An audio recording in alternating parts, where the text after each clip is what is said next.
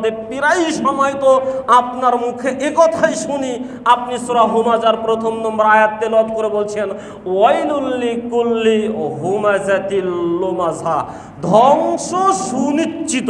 এটা কার কথা? আল্লাহর কথা। সুনিশ্চিত ধ্বংস তাদের জন্য যারা সামনে এবং পিছনে মানুষের নিন্দা করে, তাদের জন্য ধ্বংস একেবারে সুনিশ্চিত।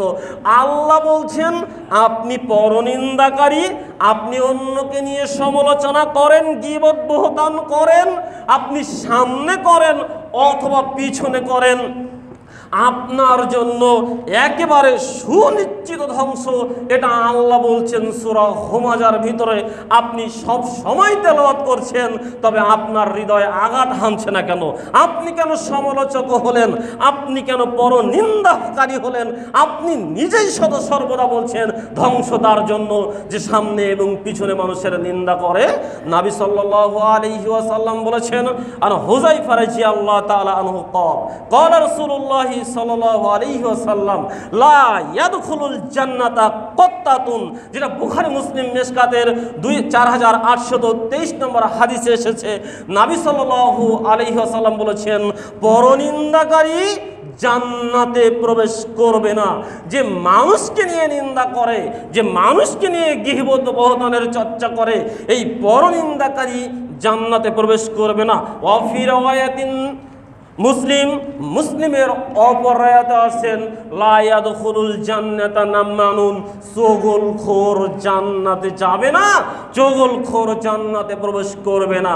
পরনিন্দাকারী চগলখোর এরা জান্নাতে যাবে না, এ কথা নবী মুহাম্মদ সাল্লাল্লাহু আলাইহি ওয়াসাল্লাম বলেছেন বুখারী মুসলিম মিশকাতে 4823 নম্বর হাদিস দিয়ে।